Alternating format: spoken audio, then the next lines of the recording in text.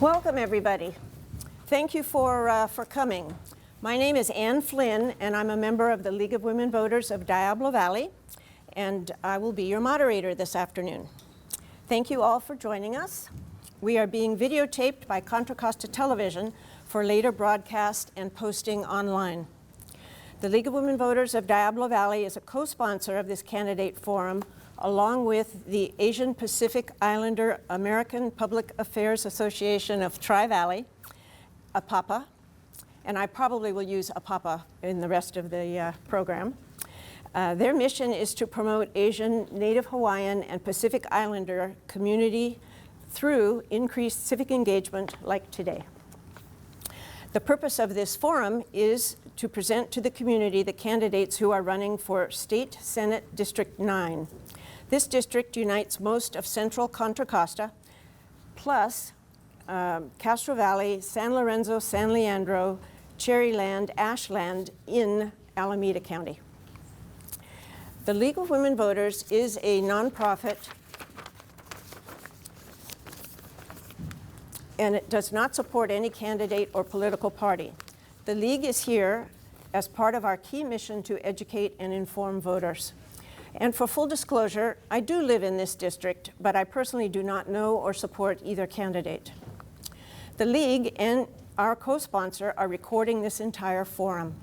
It will be posted unedited to the League of Women Voters Diablo Valley YouTube page and on our website, and on APAPA's Tri-Valley YouTube plus their social media. Candidates just now have drawn numbers to determine the order of speaking. So we'll start with the first draw, which will be Mr. Grayson, and closing statements will be in the reverse order. Each candidate will have 1.5 minutes to answer each question, and volunteer timers will raise a yellow 15-second warning card. As you can see, you want to turn them around for the audience. Oop, upside down. Okay. And then a red card will be raised for the stop sign, if you could demonstrate red. Thank you. Personal comments about the opposing candidate are not permitted. Any statements about the opposing candidate must be verifiable in the public record, which would be a vote or a public statement, contributors or contributions.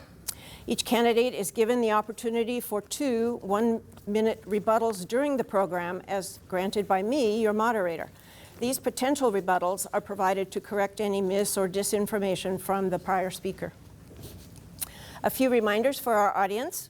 If you have a question for the candidates, please write it on a 3x5 card. If our League volunteers could hold those up. Questions are screened to avoid duplicates and to conserve time.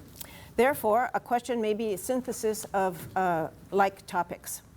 Each candidate replies to each question. Since the forum is being recorded, we ask that you please silence your phones now. Out of respect for the hard work that went into providing this forum and to ensure there is no improper use of the forum's content, we ask that you do not film or record today's program. We also ask that you refrain from cheers or applause for statements in order to preserve the valuable minutes hearing the candidates' comments. Thank you. Now we'll proceed with 2-minute opening statements, beginning with Tim Grayson. Thank you so very much. My name is Tim Grayson, currently serving as Assembly Member. Concord has been my home for decades, where my wife of 36 years, Tammy, and I have raised our children, now adults, my son a firefighter for Contra Costa, and my daughter's in social work. And I am a small business owner. I also serve my community as the critical response chaplain for the Concord Police Department. I was elected on the Concord City Council in 2010, where I served as council member, vice mayor, and mayor. And during the Great Recession, I helped successfully lead the effort to balance the city's $90 million budget, as well as establish a reserve that went to a 30%, a reserve account of 30%. During that time, I co-founded the Contra Costa County Family Justice Center, which helps victims of domestic violence, child abuse, elder abuse, and human trafficking. I was elected in Assembly in 2016. I continued my work with Family Justice Centers, securing $20 million for FJCs statewide, joint authoring a bill to create an additional rainy day fund for the state of California, and Highway 680 and 4 interchange is now safer because of the $70 million that I was able to secure from SB1 funding. And not least, $30 million for Special Olympics statewide.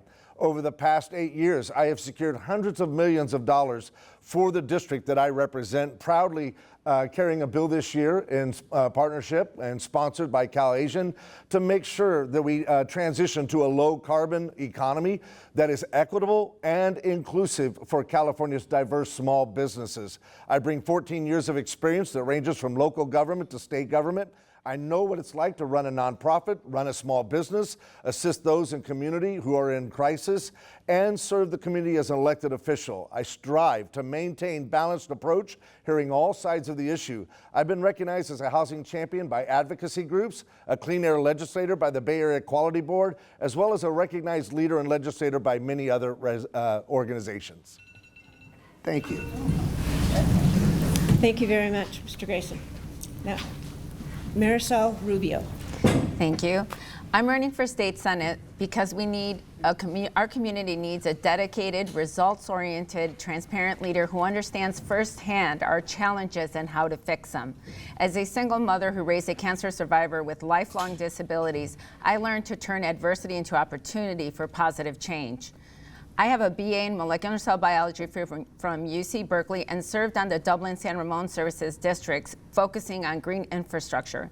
Then on the San Ramon City Council, I prioritized public safety, protecting open spaces, gun safety, developing a smart city, and increasing workforce affordable housing. I'm the only union member and lifelong Democrat in this race. I'm endorsed by SEIU California, AFSCME Council 57, UPTE CWA, the Asian Pacific American Democratic Caucus of Alameda County, California Democratic Party Renters Council, California Young Dems, Latino Young Dems in the East Bay, and several other Democratic clubs. The California Women's List endorsed me because, as a founding member of Reproductive Health Nonprofit and Disability Rights Fund, I'll defend a woman's right to choose and create pathways for socioeconomic upward mobility. I'm endorsed by the National Union of Healthcare Workers because, as a healthcare provider, I'll advocate for quality, affordable healthcare and extended paid family leave. The California Environmental Voters, Sierra Club, Sustainable Rossmore, and 4 other environmental organizations endorse me because I refuse contributions from polluters and will champion a green, sustainable California. The largest California organization union, California Teachers Association, CFA, California Faculty Association, California School Employees Association, and the Contra Costa Superintendent of Schools, Lynn Mackey, endorsed me because, as a former teacher and special education educator, I'm committed to quality, affordable public education, pre-K through college. I will be a tenacious and dedicated state senator, ready to fight for a better future for all Californians, and that's why I'm asking for your vote. Thank you very much. Now, for the next 30 minutes or so, I will present questions. I'll do my best to ensure that each candidate answers each question. No candidate has seen any of the questions prior to the forum. The first question goes to Ms. Rubio, and you will have 1.5 minutes to answer. Can you get the, we want it silent? Thank you. I'm sorry. All right. On your chairs, there were 3x5 cards. So we would like the audience to participate in, please write questions for us. If you need a pencil, one of our league volunteers can to give you something to write with. And so we welcome your questions. So please write them down, and the ladies will be picking them up. So thank you very much. Okay, our first question is about about the state propositions that are on the ballot. They're obviously a little dense and hard to understand. So we would like your explanation of the way you see why it's good or bad for California, if you support it or you don't. So the first one is Proposition 2, which I see was put on the ballot by the legislature. So, which is general obligation bonds for repair of facilities of K-12 and junior college. So it's $10 billion that would be added to the deficit of the state. So it's costly. Do we really need to do this to get more money to repair our schools? Ms. Rubio. Well, certainly there are certain schools throughout our district, perhaps not in our area here, but in other areas of the district that are certainly in very dire conditions. I think that, given the circumstance that we are in a deficit, we certainly should, if we're talking about rolling out funds over time, that's one thing. But if we're talking about immediate funds, that may be a bit more challenging. However, I do think that we need to retrofit our schools to be more green in general, so that going forward, we also are technically reducing costs when we update our infrastructure, so it pays itself off over time as well. So it's not only healthier for our students and allows them to study and have a better academic experience, but we're also investing in a more efficient, sustainable future that will enable, really actually drive down costs and pay itself off over time. Thank you. Mr. Grayson. Thank you so much. First of all, I want to say just the caveat. I approach bonds in a very, very, very cautious way, because you're actually spending future revenue. And so every $1 billion in bonds that you take out, you are tying up $86 million for the next 15 to 20 years. And so with that, I don't take bonds lightly. However, in Prop 2, we have done an incredible job in my tenure in the legislature, having gone from close to the bottom 10% in pupil funding to now approaching the top 10% in pupil funding. So if we're going to make that kind of investment, then we've got to make sure that the places where we're doing the education are safe and secure. And with that, I believe that Prop 2 helps us and positions us, as was stated, to make sure that all of our schools throughout the entire district have access to the resources that they need to be able to have safe hallways, safe classrooms, that their property is safe and secure, so that us as parents can rest assured that our children, no matter whatever the situation or crisis might be, they're safe in the facility that they're in, and the quality of it matches the quality of the pupil funding and education that they're getting from their teacher. Thank you very much. Now let's continue with another proposition, number 4, that's on the ballot. Again, this was put on the ballot by the legislature, and it's again a $10 billion general obligation bond for water, wildfire suppression, and protection of communities and land. So is this the only way we can find money for these purposes? And it's a huge amount of money for a long period of time. So with this particular bond, it is in the hands of the voters, and they've got to make the choice whether they want to commit this kind of money. I think for me, one of the things that I would have liked to have seen, however, we can always come back as a legislature to approach it and insert these kind of things if the bond money is going to be taken out, and that is to find milestones and create this matrix so that we aren't just spending money without it being accounted for, and that we make sure that what we are spending the money on is exactly what the bond called for. And I know a larger portion of it is for water. Without water, California feeds the world. We won't be able to feed ourselves, let alone the world. And then also with the wildfires, all of us are experiencing that. Just coming back from Ontario just a few days ago, looking at the 3 large plumes of the 3 huge fires that are consuming Southern California. Wildfire is absolutely wild and out of control, and we have got to somehow figure out a way to take, if we're going to approve this bond, to take it into consideration of how we approach wildfires moving into the future with whatever technologies we have with prescribed burns and other ways of cleaning the forest. So water's important, wildfire's important, climate change is undeniable, so we've got to address those. Is this the best mechanism? We'll let the voters decide, and I'll go back and make sure we have the right tools in place for accountability. Thank you. Ms. Rubio. Yes. So, this is an important investment in not only our future, but more importantly, our children's future and our grandchildren's future. And, I think that without a healthy environment, our health, our education, everything else is really secondary to that, because we will suffer internally for that. We can't be our best in an unhealthy environment.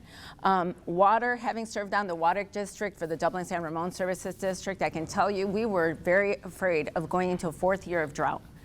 we were facing the possibility of that happening, and we were just fortunate enough that rain started coming back again. And the reality is that we expect to have more frequent droughts and longer droughts. We have to prepare for that.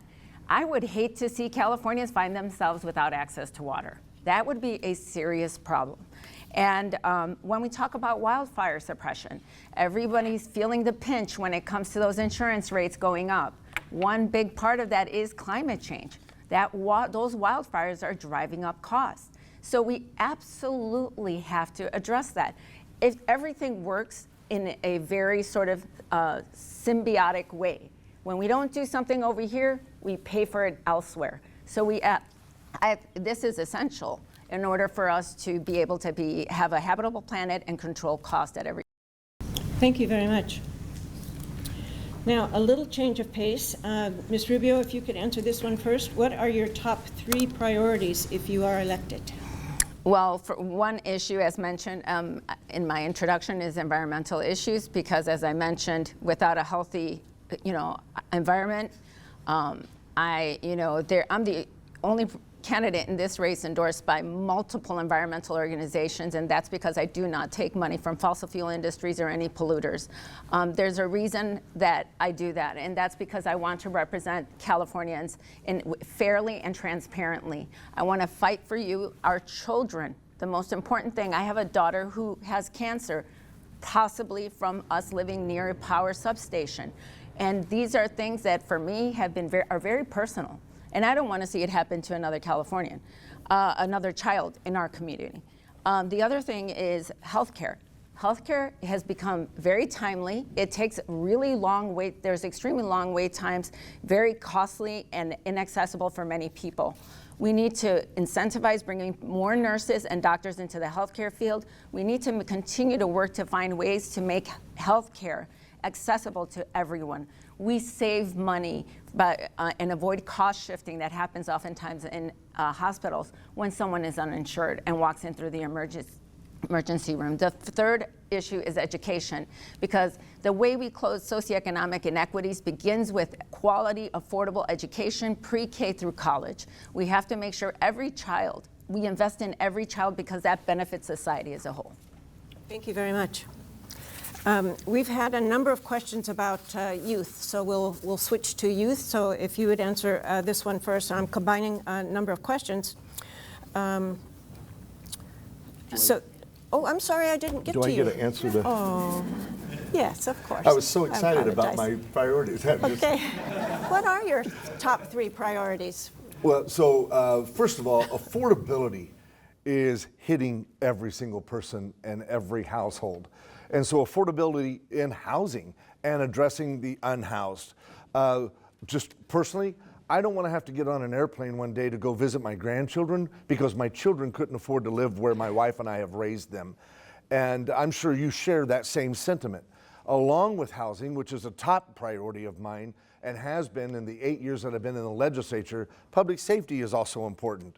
I can tell you firsthand how public safety and especially with organized retail theft, how it's impacted small businesses and how it impacted my son and I. We were visiting up in Petaluma and walking through the outlets when, before we knew it, my son and I, the firefighter, were right in the middle of an active retail theft in progress.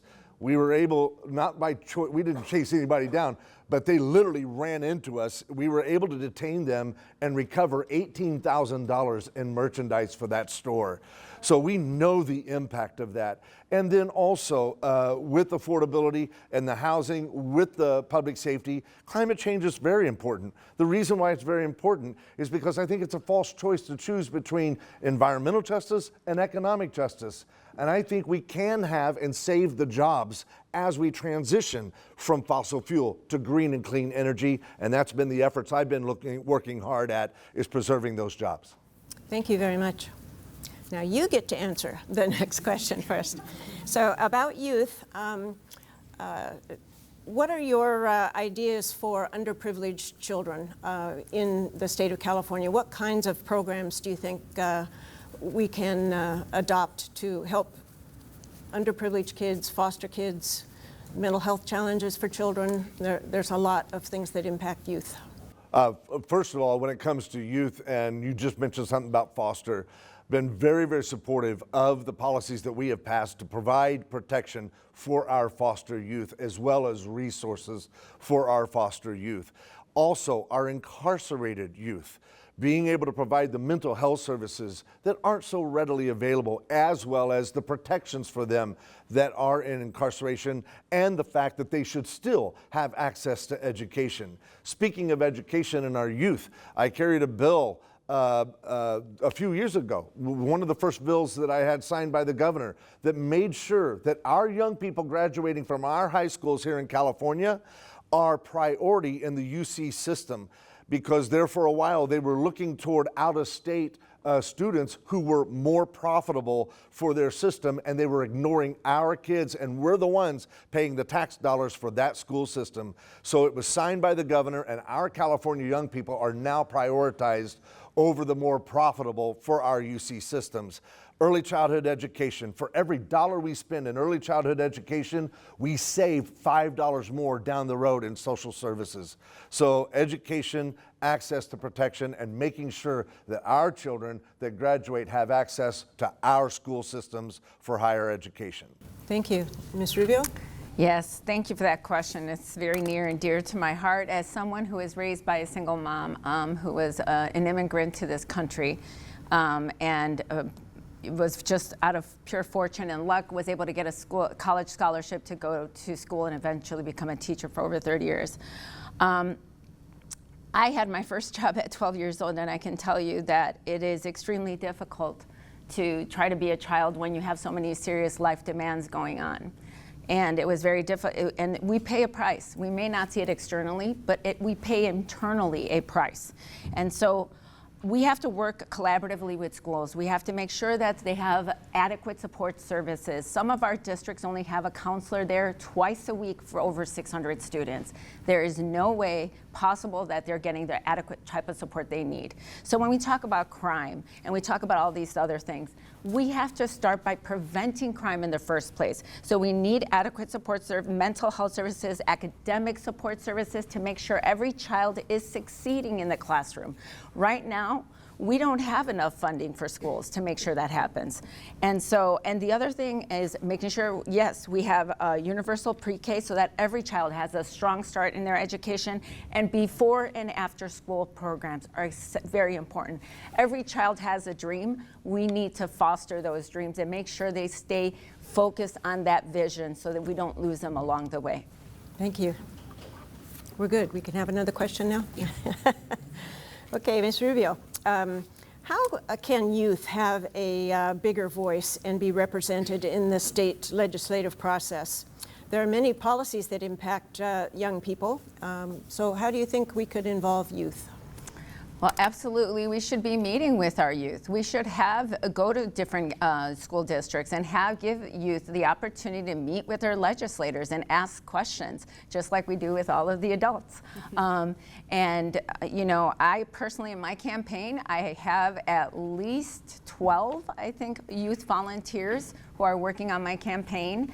I am the choice of young Democrats, and there's a reason for that, because they know that all of my policies and all of the work that I've done to date demonstrates that. Serving on the Sierra Club Executive Board and fighting for climate initiatives in the City Council and the Water District Board, they know that they have a champion on their side in me. And so I think that the other thing, I think it's just about being accessible and actually me being a face that's welcoming and that lets them know that they have a place here. And I also actually helped to push co-authored a piece that came through our Democratic Party and that was adopted, was to enable 17-year-olds to register to vote so that they could vote in the general and be prepared to vote.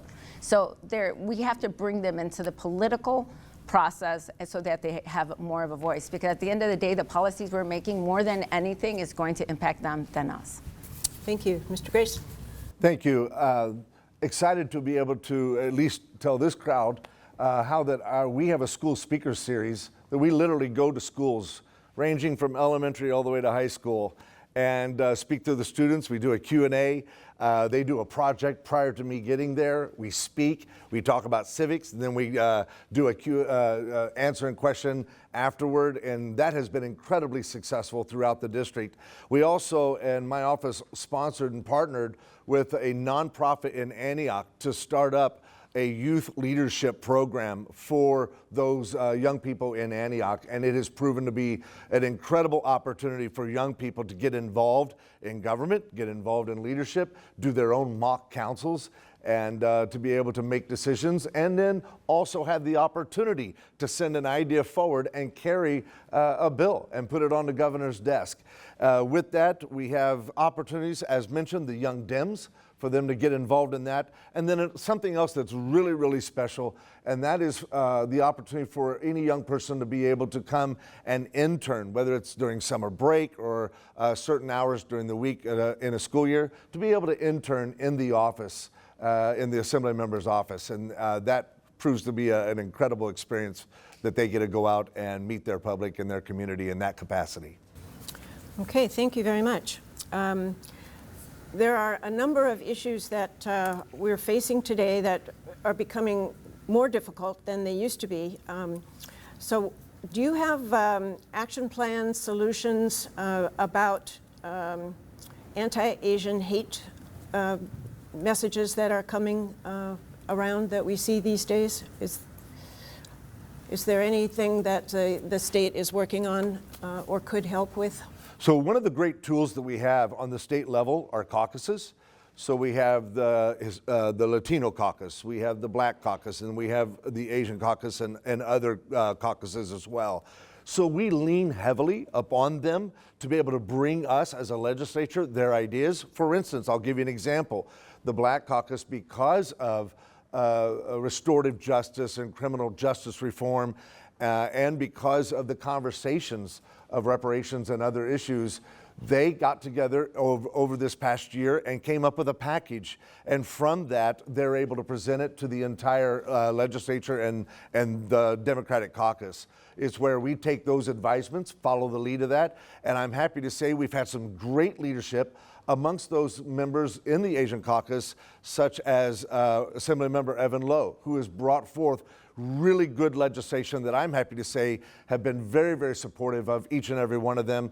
And then also joining with incredible community groups, whether it's a friend, CCN, or whether it's APAPA or any other groups that we're able to join with to help advocate for those policies. So really when it comes down to it, it's two things: making sure we follow the leadership of our caucus in Sacramento, and then also make sure we meet with our groups and our communities and hear their perspective and then act on that perspective as we go back. Are those caucuses in the Assembly and in the Senate? Does each body have?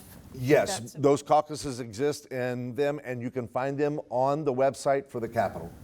Thank you. Ms. Rubio. Yes, thank you. I think that first and foremost, when we do need to address hate crime, whether it's Asian against Asian community or any community, we have to address hate crime. We can't ignore it and just turn the other way and say, oh, they shouldn't do that and walk away. There has to be consequences for that. The other thing is we have to teach education. Tolerance begins in schools. We have to teach people to live civilly with each other and to be open to allowing everyone to live freely. We have to teach that early on, and that begins in our schools. So we have to work with our schools to make sure that that education is happening. The other thing is visibility in the community. Living and serving in San Ramon, we have an amazingly beautiful, large Asian population that is truly, to me, my adoptive family. We have a very small Latino community there. It's really a community that is near and dear to my heart and has made me feel welcome as a resident in San Ramon. And I also had many interns who also served under my watch for the Teen Government 101, where we worked with them and taught them about all the different roles and responsibilities of serving in government at the city level. But I think at the end of the day, we just have to, and also meeting with the community. I mean, we have to be there. I know every single time I've been asked to come and join the community, whether it's in San Ramon or through APAPA, I have been there, and I am honored to be invited to join you. Thank you very much. Another problem that all of us have, particularly with adult children, is the high cost of living here. Do you have action plans, solutions to try and address the high cost of living? Okay, so yes, I think there's many fronts. One of them is obviously we have to make sure that we have a diversify the types of housing that we make available. We all know that the pathway to wealth, having wealth in life along the course of your life, is owning a home. More and more that's becoming out of reach for our young. The rents are just too high. They cannot afford to live in California, much less save for a house. So we need to work on making sure that we do create policies that protect renters and make sure that they're not unjustly being, kicked out, and also making sure that there's no, that they're not exploiting opportunities to try to hike rates on rents unfairly and equitably, but also, like I said, diversify the type of housing, make sure that when we talk about developments, we're actually addressing affordable housing and actually raising the requirement, because right now some developers are getting away with density bonus law tags, like bonuses, for as little as 10% affordable. That we're not going to address the affordability crisis with 10% affordable housing. We need to raise that to something that's really more meaningful and going to address the problem at the end of the day. The other thing is making sure that we have some kind of rainy day funds to help people who are at risk of being unhoused. It's always much less expensive to prevent than to treat. So. Absolutely. Mr. Grayson. Thank you so much. Housing can be seen through the lens of a three-pronged approach. Number one, increasing the production of housing. That's very important, supply and demand. Also, preserving the units that are currently affordable, that are listed as affordable, and making sure that they remain affordable, as well as protecting the hardworking Californians who are paying rent and at risk of that price going up on a consistent basis and becoming unaffordable. Affordable housing with wraparound services is needed and is truly a part of addressing the unhoused population in California. I went and personally visited down in San Mateo County, a partnership between San Mateo County and Redwood City. And that's amazing when you can get governments to come into partnership with each other and then partner with the private sector and nonprofits. They have put together an incredible partnership that ought to be a model statewide. So we need that affordable housing. And I have a little mantra. I wholeheartedly support affordable housing, but I also support housing that's affordable. The housing that's affordable would address the workforce housing. That's where that home ownership opportunity.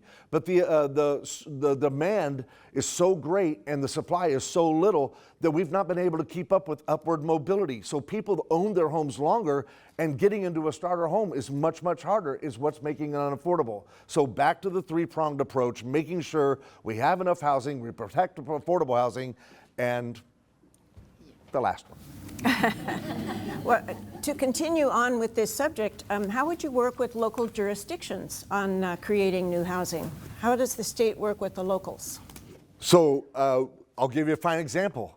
Come next week or the week after that, I have the Concord staff and whoever on the council wants to come visit. We have already made plans for them to visit with HCD, the Housing Community Development Agency, state agency. That way they can have one-on-one time with them. We've also got them scheduled with Treasurer Ma's office. So what happens is affordable housing has 4 different tax credit agencies up in Sacramento that work autonomously from each other. They're siloed, so they're not collaborating. So bringing city staff up there and letting them have hands-on, one-on-one meetings is proving wonderful and vital to getting things done. Now, having said that, it's important that I come from a local background.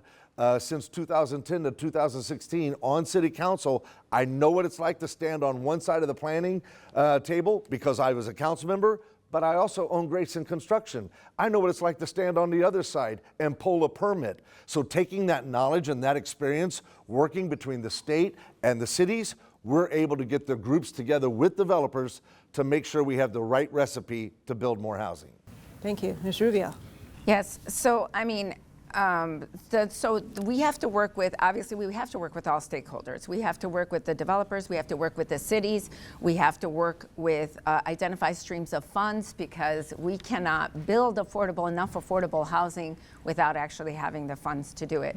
And that's easier said than done for some cities and other cities. And so we have to certainly make sure that, if we want to make sure to, diversify and make sure that every city is doing their part, we have to make sure that we actually make that feasible. And I think that the other part is we also have labor that's a part of this equation. Oftentimes they're forgotten in all of this. We want to make sure that we have people who are working locally, being part of the labor and making sure that they're getting fair wages, et cetera.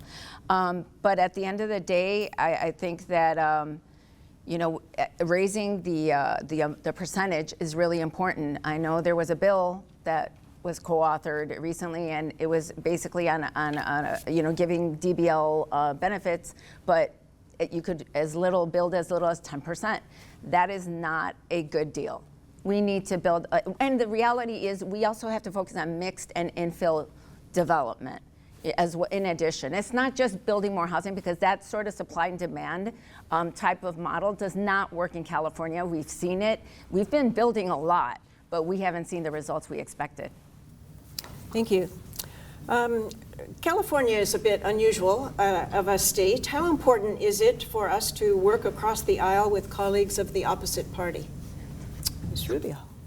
Well, I actually serve on the city council with 3 fellow Republicans and 1 other Democrat. And despite that, and many people would think that the issues I was able to pass, such as the Climate Action Task Force that not only helped to update our climate action plan that had not been updated since 2011 until I got into city council, but they will also be charting prospective sustainability advisory committee that will look at bringing in stakeholders from building, from construction, but also the environment and energy sector. These are people with 30 to 40 years a year's experience in these different sectors, coming to one room and working on sustainability and resiliency issues and how we're going to make it happen. And they have PhDs, master's programs from San Ramon. We had so many applicants for this task force, it was overwhelming. But it's about tapping into opportunities and seeing where we can build, really seeing our vision and how we get there. And I think the other thing is gun safety ordinance. I passed a gun safety ordinance there against the will initially of some of my fellow council members, but I was able to bring the facts forward and really do the research and get it through. And I think at the end of the day, you have to stay focused. You have to do the data. I have a science background in neurobiology. I always relies on data, information. What do the results show? It's not about anybody else but what's best for you and the community. Thank you. Mr. Grayson. Working across the aisle is vitally important, even if you've agreed to disagree. The fact is, if you're going to do smart policy, it's only smart to be able to work with all parties, to collaborate, to be able to hear different perspectives and different lenses, and something that I think we can improve on much better and do much better in our communities and our societies, where we don't silo ourselves into our little groups and create a smaller world and population, but for us to break those silos down. We talked earlier about different hate crimes and the education component of that. If we were to break down those silos and be willing to listen and hear something that may be different than what you've heard before, or something that you may even disagree with, I promise you we come out of that conversation more informed and much better able to attack or to address an issue or situation. I like to be in the Capitol. I have a reputation for being a consensus builder, bringing all parties to the table, working with them, and there have been multiple times where we have not only amongst the aisle as far as Republican and Democrat, but even within the Democratic Party. And you have different groups and the progressives and others, bringing them together, building that consensus is where you get balanced policy. Thank you. And following along with this theme, community officials often reinvent something that was done in another location. how can we share these solutions? How can we have neighbors, the entire state of California, benefit from what's going on in another area? Do you have any ideas, Mr. Grayson? I do, and I lived it. Well, I've lived it since I've been in Assembly in 2016, but it lived it most recently with AB 39, and that was the cryptocurrency bill that I carried. Only one other state had started to address it, and we took, instead of reinventing the wheel, we went and visited New York.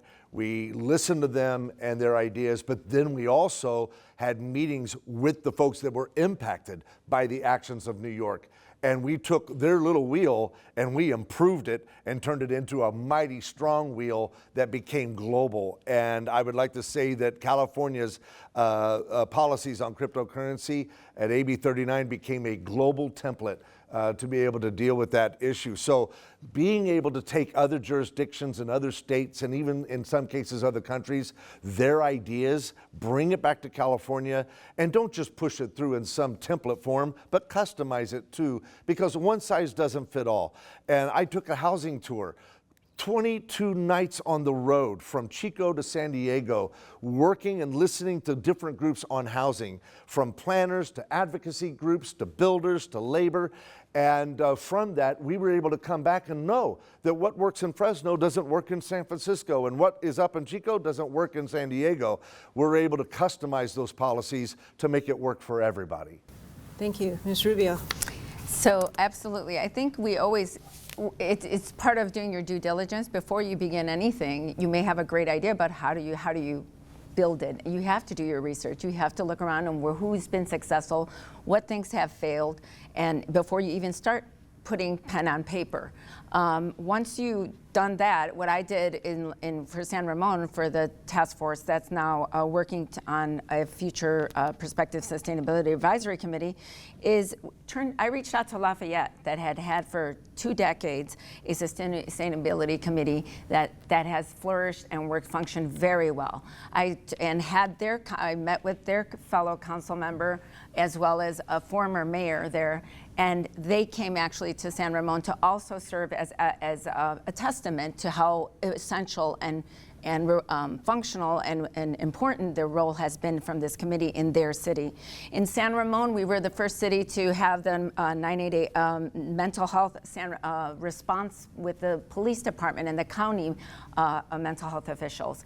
This is now being replicated elsewhere. But there are many things that we are taking from broader areas to bringing it more locally and making it work at a local level. Thank you. Now, the environment is something we all think about. Obviously, wildfires we've talked about already, and water sources. Contra Costa is the home of fossil fuel industries, very important to our county. A lot of employment and income come from fossil fuels. What's your thought about the future of clean energy in Contra Costa and Alameda? Sorry. So my ideas for the clean energy, we have the IRA and infrastructure bill, and we have to make sure there are several grants and opportunities out there available to cities to begin to invest in sustainability efforts. The issue is you have to have the bandwidth. The cities have to have the bandwidth, their staff, and to do the research and identify where those grant opportunities lie. And I can tell you that this is why I was mentioning about the testers, why it's so important. I hope someday every city has one, because we all have to do our part. It takes all of us.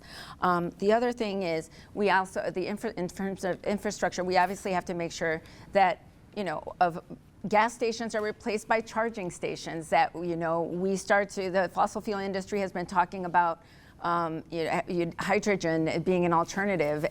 Where is it? I'm not saying we have less hydrogen fueling stations than we have electric stations. It's not happening. And meanwhile, globally, our temperature went up between 1.7 to 1.9 degrees Fahrenheit. Those are consequential things that we may not see in our immediate environment, but we will eventually. And this is the reason I do not accept. I'm the only candidate in this race not taking fossil fuel money, and you can count on me to do that, because as I mentioned, I'm already doing that. With the Labor Climate Task Force as well as the task force in San Ramon. Thank you. Thank you very much. Mr. Grayson? So refineries are a major employer for hardworking individuals that live in our communities. They're our neighbors. And I have written legislation to protect their jobs. As a matter of fact, I'll talk about it in 1 second here. The Green Empowerment Zone, AB 844. Great for you to go look that up.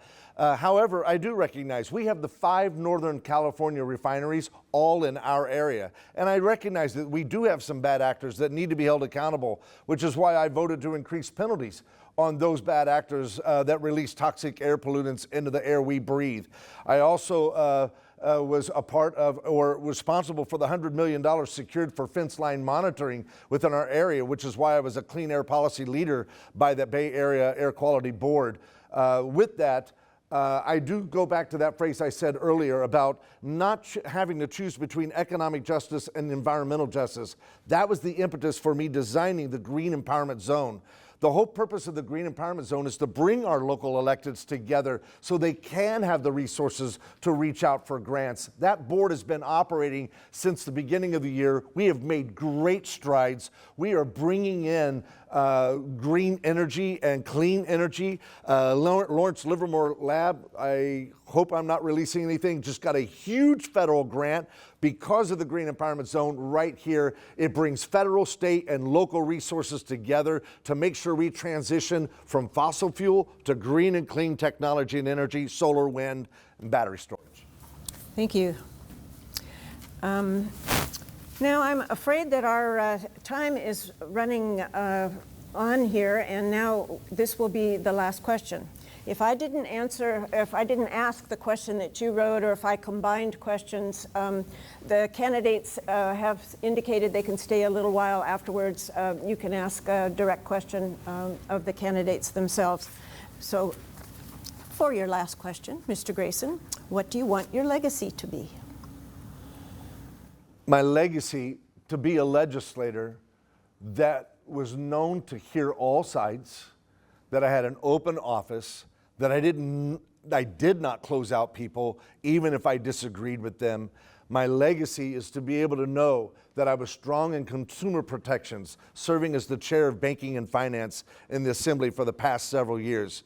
My legacy in being known that I was a dependable representative that helped people when it came to crisis, whether it was affordability in housing, or whether it was during a catastrophic crisis like COVID, where we were helping people with their unemployment benefits and not able to get the state to respond quick enough, and they needed to put bread on their table. I want to be able to have that legacy of being able to know that Tim Grayson was one of us in the community, and we worked together. Thank you. Ms. Rubio. Yes.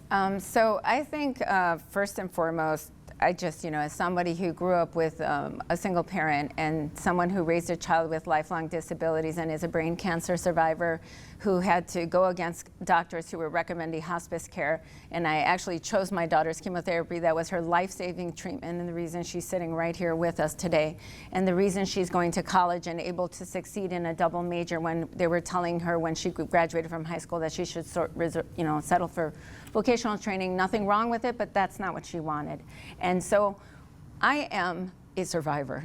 I am about opportunity. I am about lifting others up. And I hope that what other people will see, the clear difference here is that one of us is one of you. One of us is the people. One of us is that child that sits in the corner wondering, feeling ignored every day. One of us understands the most critical issues that we're facing and how to actually deal with those things. And the other thing is integrity. I want people to remember that look upon me, that I gave them hope and that I had integrity. We need to bring integrity back into politics. We need elected officials with something better than Fs every year from every environmental organization. We need elected officials who don't skip repeatedly 30 votes in a year on environmental issues. we need to make sure that we hold them accountable. We can't talk from both sides of our mouth. So honesty and transparency and integrity, very important. Thank you very much. So I want to thank our co-sponsor, the Asian Pacific Islander American Public Affairs Association of Tri-Valley, for being a partner with this forum with the League of Women Voters of Diablo Valley. And I want to thank you, our audience, for engaging in the democratic process with your respectful attention and thoughtful questions. Be sure to vote on or before Tuesday, November 5th. Let's give a warm applause for the candidates who are running for state Senate District. Oh. Okay, now we'll do the closing arguments. So each candidate will have 2 minutes to say whatever they want, and I won't interfere. So 2 minutes. We'll start with Marisol. Thank you. So I'm running for State Senate District 9 because we need a senator with lived experience to address our most complex pressing issues. My mother was a first-generation immigrant and single parent of 3 girls who earned a master's degree in education and taught in a high-needs school district for 30 years. She taught me the value of hard work and perseverance early in life. When my daughter was diagnosed with brain cancer and entered school, I advocated tirelessly on her behalf and in the education system as well. And those efforts are the reason, as I mentioned, she's here today and succeeding. Using those lessons learned from my mother and my personal experience, I am fighting daily to improve our community's quality of life, to help families who are struggling like mine. I am the only candidate who is a union member, a leader, who's been consistently 100% pro-choice, and who doesn't accept money from fossil fuel, insurance, or developer money that hurt our communities. I'm a proven champion for the environment, disability, LGBTQ+, and workers' rights, and for quality, affordable education, healthcare, and housing. As a staunch defender of women's reproductive rights and disability rights, I'm a founding board member of Fem Truth Youth, a nonprofit that advocates for women's reproductive health and education, and the Natalie Project, an advocacy fund for individuals with intellectual and developmental disabilities. As an executive committee member for Sierra Club California and the San Francisco Bay Chapter, I led several Bay Area environmental groups, the UC Berkeley Labor Center, and the Contra Costa Building and Construction Trades Council in developing a plan for just transition over 2 years ago. As director and vice president of the Dublin and San Ramon Services Water District, our district was one out of only 39 out of 2,050 districts to receive an award for good governance and ethical and sound operating practices. As San Ramon City Council member, I successfully advocated for increased affordable workforce housing, gun safety ordinances, and community program access for seniors and people with disabilities, and as mentioned, established a climate task force. Now, as your state senator, I will bring those skills and distinct personal insights into our most complex issues to state legislature. Thank you. Please go to Marisol Rubio, Marisol4ca.com for more information, and I hope to earn your vote. Thank you very much. Mr. Grayson. Thank you so much. I have more than 14 years of being an elected official under my belt, including 8 years in the state legislature. More than 50 bills that I have authored or joint authored have been signed into law. So I know that I can do the job well. I know I can do the job. So I'm proud to have received a 100% scorecard from Planned Parenthood multiple years, to have helped pass nation-leading single-use plastic reduction legislation, and to have been recognized as the clean air policy leader by Bay Area Air Quality Management District, and as a housing leader by Habitat for Humanity. If elected, I will continue the work that I have done in the Assembly, finding pathways to grow our economy, to create new jobs, and to support workers, leading efforts to build more affordable housing faster while protecting renters, and always fighting to make our community better for all who live here. I've been endorsed by the Bay Area News Group, San Francisco Chronicle, the State Attorney General Bonta, State Controller Cohen, State Treasurer Ma, Assembly Speaker Rivas, Assembly Aguilar Curry, Vice Chair of the Women's Caucus, Assemblymember Wilson, Chair of the Black Caucus, Assembly Members Rebecca Bauer-Kayan, Mia Bonta, Buffy Wicks, Senator Dodd, Senator Glazer, and many more. I've been endorsed by Planned Parenthood, Equality California, the California Labor Federation, Building Trades, Police, Fire, and many, many more. I've been endorsed by members of the Danville Council as well. I try my absolute best to always be accessible. So please, if you have more questions or you do want to reach out to me, please contact me on my website, Grayson, the word for, ca.com. So Grayson4ca.com. Thank you so much, and I hope to earn your vote. Thank you. Thank you. Tim Grayson, Marisol Rubio, your candidates for Senate in District 9. Thank you very much.